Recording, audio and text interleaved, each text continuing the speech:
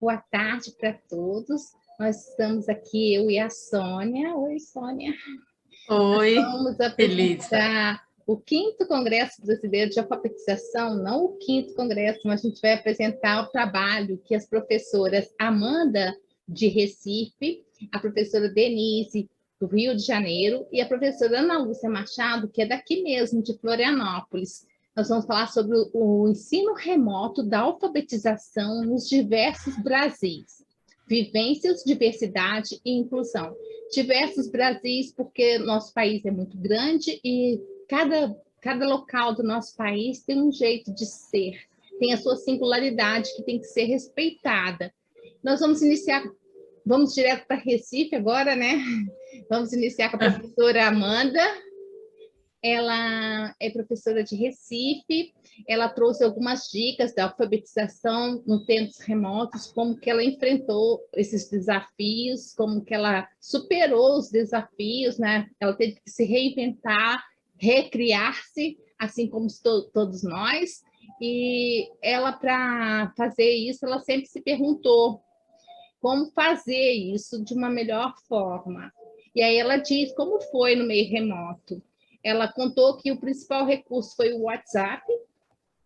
Houve muita baixa adesão, porque as crianças não tinham o celular, não tinham recurso. Às vezes a família só tinha um celular e esse celular ia trabalhar, no caso era da mãe ou do pai, então ficava inviável.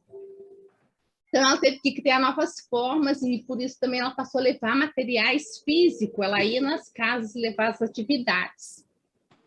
E ela fazia uma pergunta para ela mesma, o que seria uma boa atividade de alfabetização? Ela fixou-se na perspectiva do acolhimento mesmo, da acolhida. Então, ela dizia que tinha que ter muitos diálogos e formas variadas de expressar os comandos, porque cada criança tem um jeito de falar próprio e, para compreender, necessita que essa linguagem seja direcionada individualmente para cada criança, ou que essa linguagem alcance a maioria das crianças, porque a compreensão do que se pede para ser realizado tem que ser muito bem elaborado, para que a criança realmente possa cumprir. E para consolidar os saberes, sem isso, ela acha que não funciona. Ela também falou que gosta muito de jogos, brincadeiras, com regras bem claras, porque se elas não forem claras também não funciona. E ela acredita na potência do lúdico, e o lúdico é sair do tempo crono, né, e entrar no tempo Kairos, que é aquele tempo que envolve a turma toda. Ela também apostou em diferentes formas de ensinar para que todos possam compreender, e ela se esforçou em ter uma didática que desse uma formação mais humana. Ela caprichou nisso. Eu gostei muito da rotina diária, que ela sempre fez questão de prevalecer. Então, as crianças, primeira coisa, tinham uma rotina, e a rotina é importante porque ela traz um ponto seguro, né, assim, para a criança, uma estabilidade.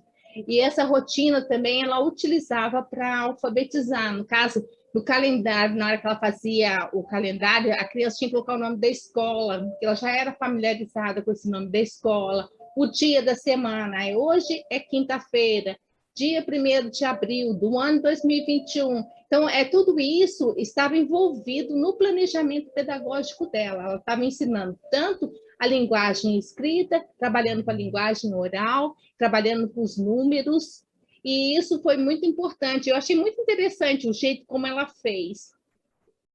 Ela falou que a atividade do dia também, ela tinha a questão do clima, porque a criança tem que interagir. Se ela ficasse só falando sozinha, a criança ia se desinteressar, mas aí, como uma das formas que ela pôs para chamar a atenção da criança era o clima, que aí contextualizava todo aquele momento presente.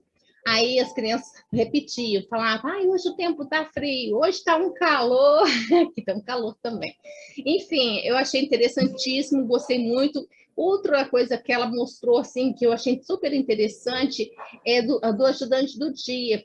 Através do ajudante do dia, ela já pegava a letra inicial, o número de letras, palavras que começavam com a letra do ajudante do dia, a letra final do ajudante do dia, o número de sílabas, enfim, ela utilizava, já na hora que ela estava integrando a turma, ela já usava todos os recursos que ela tinha para alfabetizar. E tinha também a hora da leitura. Eu adorei o jeito da Amanda organizar a aula dela, me inspirou bastante. A hora da leitura para ela considerava esse horário muito importante e ela levava diferentes gêneros textuais. Então, ela levava jornais, livros, revistas, almanacs, receitas até. Às vezes, ela pedia para a criança levar a receita que tinha da avó, da mãe, anúncios, ofertas de supermercados, bilhetes. Eu achei super interessante, porque as ofertas dos supermercados, por exemplo, não faz mal o cachorro latir, não, Sônia. As ofertas do supermercado, por exemplo,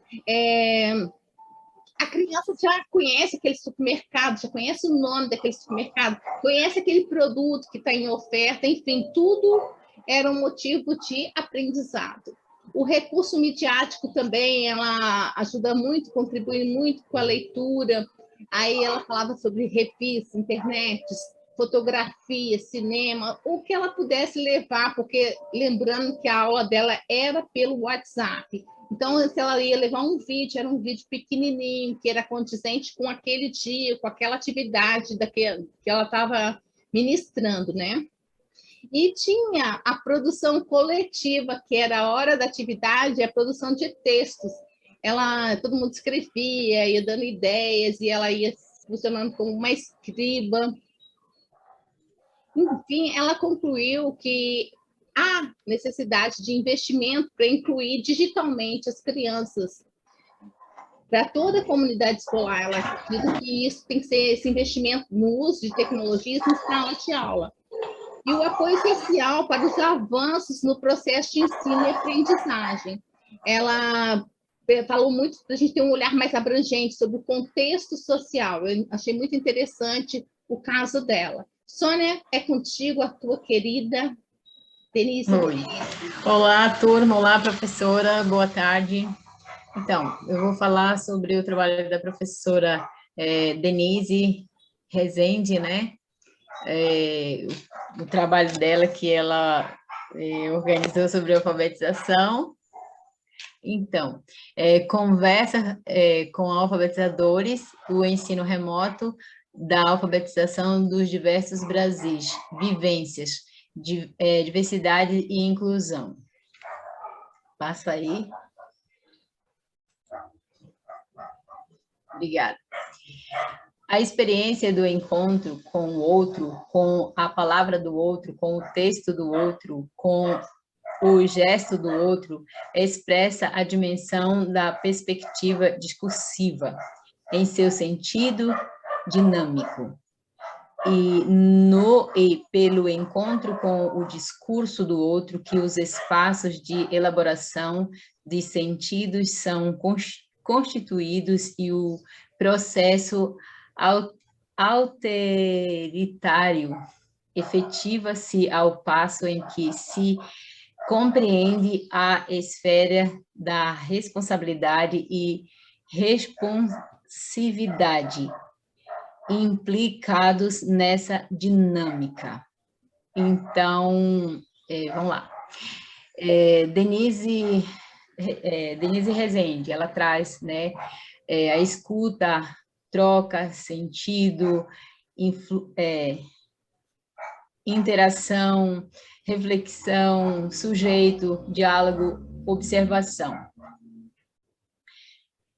Isso inspira a gente, né? A forma como ela traz com essa docilidade, né? De se colocar no lugar do outro, né? Pensar no outro, não ficar só focado em si, só no seu ego, mas pensando no bem-estar do outro, no desenvolver do outro. Isso me inspirou muito, esse amor que ela tem pela essa forma de trabalho, né? Então, vamos lá. Aqui a pergunta, né? Desculpa. Tia, você vai estudar com a gente este ano, então aqui eu entendo que a criança já está assim acostumada, né? Já criou um vínculo, né, de professor e aluno, então ele já fica preocupado, será que a minha prova vai continuar, será que não vai? Então, dá para perceber com essa pergunta como foi construído essa mediação, muito lindo mesmo, vamos. Tia, já temos um monte de ideias para fazer o nosso clipper, maravilha. Então, a criança está assim com a mente sempre evoluindo, sempre pensando, né? E aí ela traz aqui a ideia dos alunos, né? E isso é maravilhoso, né? Eu quero que meus alunos sejam assim, que cutuquem, A Sônia se inspirou na perguntem. professora Denise. Isso. Tia, eu vou falar uma coisa. Eu tô com saudade dessas histórias que você conta, né? Então, eu percebo aqui que o trabalho dela, né, com a contação de história, foi assim de uma ênfase e uma consistência muito profunda, porque quando sentimos saudade de algo é porque o amor está ali agindo, algo está sendo construído dentro, né, do ser humano, dentro da gente, né? Aí vem, ela traz também os elementos de vídeo enviado por aplicativo de mensagem, que não é como se fosse presencial, assim, né? Até quando se faz um cineminha, né, quando data show, assim, na sala de aula, assim, é totalmente diferente, né, de mandar uma coisa assim, pelo um correio eletrônico, vamos dizer, né, ou pelo WhatsApp, né, olha, assiste esse filme, não é como se todo mundo se reunisse. Então, eles sentiram isso, né, e a gente está vendo aqui, está vivendo esse momento desses alunos com a professora. Vamos prosseguir. Perguntas para serem respondidas por áudio. O que achou do livro? Qual planeta você mais se identificou? Se pudesse escolher um planeta para morar, qual seria? Por quê? Por último, criar seu próprio planeta e escrever sobre ele. Uau, isso é muito legal, gente. Mas se fosse presencial, seria muito mais intenso e bonito e gostoso, né? Essa construção. A gente sabe como professores que a gente sabe como professores que a construção presencial é totalmente diferente da remoto. E vamos seguir, e aqui tá, Aqui tem né? uns cartazes, né, que eles fizeram. Os cartazes, né, que ela trouxe, pequenas observações sobre a vida em outros planetas. Deve ser maravilhoso, a gente com as crianças estimular, né, a questão da pesquisa, né? Não dar resposta pronta para eles, mas deixarem eles serem curiosos, deixar eles desabrochar a curiosidade que eles têm dentro deles já. Isso é muito maravilhoso. É isso, gente. Uau! E para finalizar, né? Agora eu passo para a colega aqui para falar sobre a professora. A professora Denise era do Rio de Janeiro e a Sônia ficou encantada com ela, porque ela é muito mãezona mesmo, é bem tipo a Sônia, parecia ter irmã da Sônia. E ela falou que tinha que fazer reunião com os pais, porque eles estavam assustados. A gente conversou muito sobre isso também, né, Sônia? Sim, sim. O impossível, o que a Sônia acabou de falar, uma coisa é você fazer em sala de aula, outra é você fazer à distância, né? Então, tinha que estabelecer alguma relação, e essa relação ela fazia dessa forma como ela fez, mandando áudio, mandando livros. Isso funcionou, isso não funcionou. Então, ela questionou muito no final, mas o que ela deixou de mais importante para a gente foi dizer que a literatura criou uma ponte, né, Sônia? E realmente, Sim, a sim. Sônia falou de poder desenhar, e a criança tinha que responder por áudio. E a gente gostou muito, eu e a Sônia, que ela praticou muito a escuta e a troca e o sentido. Sim. Ela usou muito diálogo também, Maravilhosa. e é isso que a gente gostou muito na Denise. E no final, a Denise também fez uma.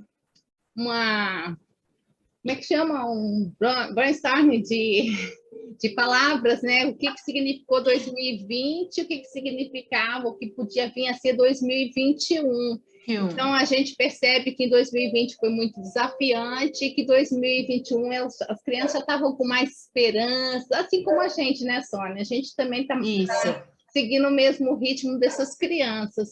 Sim. A Sônia ficou apaixonada pela professora Denise. Eu falei, nossa, Sônia, então você fica com ela. Demais. A gente vai falar, né, Sônia? A Sônia também gostou muito da Ana Lúcia. A gente vai falar sobre a Ana Lúcia agora, que é de Florianópolis. Ela é do Colégio Aplicação. A gente viu assim, o trabalho dela muito interessante. A gente gostou demais também, que ela também usa a literatura, né, Sônia, igual a Denise. Isso, e eu adoro muito a literatura, né? Porque é como vocês, professora Lilane e outros, né, outros seus colegas que são nossos professores, eles falam muito da importância da literatura, né, dos textos apresentados às crianças, e isso é maravilhoso, a criança ter, e a criança, a gente percebe, né, a gente que está vivendo com as crianças na sala de aula, já recebendo elas novamente, agora saindo do remoto para o presencial, que a gente leva elas na biblioteca, lá onde tem bastante livro, tia, eu quero aquele, o Pro, enfim, né? Eu quero aquele, e mesmo que elas não saibam ler, né? Mas elas estão tendo contato com uma linguagem ilustrada, né? Uma literatura ilustrada, né? E isso é maravilhoso, porque elas vão tendo leitura de mundo de uma forma muito gostosa, muito precisa. E a poesia? Leia para a gente, Sônia. Entre uma outra e outra, o mar fabrica o silêncio, o céu fabrica as estrelas e o vento, as nuvens fabricam a chuva, raios e tempestade, a noite fabrica os sonhos, sol fabrica o dia, o amor fabrica a vida. Uau, Rosana Murray. Gente, esse aqui também é a Ana Lúcia que trouxe para a gente, o que nós já falamos aqui, a gente não vai se estender, senão vai perder nosso tempo, já está fechando, mas ela fala de todas as diversidades que as crianças passaram, de ficarem confinadas, de não poderem encontrar com o outro, de não terem contato com o outro, coisas que Bakhtin fala muito da questão do diálogo, que Vygotsky fala muito da questão do encontro, da troca. Então, ela traz essa charge aqui que eu achei uma gracinha. Mafalda pergunta: para onde vão os nossos silêncios quando deixamos de dizer o que sentimos? Nós achamos isso muito profundo. Eu fiquei assim muito encantada assim com a sensibilidade, né, da professora Ana Lúcia. E é verdade, a criança nesse tempo teve muitos silêncios que ela teve que engolir, que ela não pôde se externar. E para onde vão esses silêncios? A gente também se pergunta para onde vão esses silêncios. Por isso que a gente tem que se dedicar muito na questão amorosa, na questão de entregar o melhor que a gente pode. E nisso, a Ana Lúcia mostra que a organização coletiva do trabalho na pandemia, principalmente, foi essencial, porque eles conseguiram dar conta de todos os recados, que era muita coisa, todos nós sabemos, porque todo mundo nós passamos por isso também, né? A experiência nossa como discente, da professora Lilane como professora. Então, a organização coletiva do trabalho, ela teve que se dedicar muito. E ela levantou algumas questões que a gente tem que considerar, né? As questões emocionais da criança, que a Sônia falou, a formação continuada e repertório pedagógico dos professores, porque se a gente não tiver essa formação continuada, a gente não dá conta, principalmente quando entra num desafio como esse. Os suportes que a gente necessita, tanto material como tecnológico, o resgate da autoria. A Ana Lúcia fala muito da autoria, porque a criança tem que ser empoderada, ela tem que se sentir pertencente àquele local, àquela situação. Então, ela também coloca os limites e possibilidades familiares, que, como até a professora Amanda disse, nem sempre era possível a família estar presente, poder ajudar. Tinha também o limite do tempo, do espaço, principalmente na questão da alfabetização, que é a coisa que eu e a Sônia estamos apaixonadas. E o trabalho coletivo, que ela mostrou muito bem para a gente. Além disso, ela fala muito sobre embasamento teórico da literatura, o que a Sônia disse, porque a literatura faz uma ponte. Então, a docência sem esse embasamento teórico não tem condições de avançar e responder à altura do que a criança necessita para o seu desenvolvimento pleno. Aqui ela trouxe umas partes assim, que ela usou, que eu achei muito legal. Vai decolar no foguete do cachorro, tem lugar para muita gente, 4 gatas animadas, usam gorro e outros 3 tripulantes capacetes. Será que você descobre quantos lugares há no foguete?